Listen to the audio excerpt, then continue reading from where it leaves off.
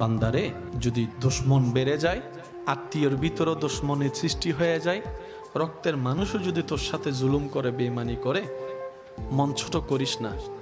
তোদের জীবনের প্রতিটা ক্ষণে কিভাবে মোকাবেলা করবি সেটা প্র্যাকটিক্যাল শিখে নেওয়ার জন্যই আমি প্রত্যেকটা নবীকে এক একটা মুসিবত দিয়ে তোদের জন্য শিক্ষার ব্যবস্থা করে দিয়েছি। সুবহান।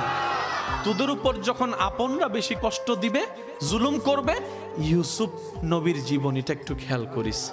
ইউসুফ নবীর জীবনীটা একটু খেয়াল করিস। ওনার আপন রক্তের ভাইয়েরা কি পরিস্থিতি ওনাকে করেছিল যে কূপের মধ্যে ছোট বাচ্চাকে ফেলে দিয়েছে, কিন্তু আমি রব তাদের সে প্ল্যানিংটাকে নষ্ট করে দিয়ে, যারা ওনাকে কূপে ফেলে ধ্বংস করে দিতে চেয়েছিল, আমি সেই ইউসুফকে মিশর পর্যন্ত পৌঁছাই দিয়েছি।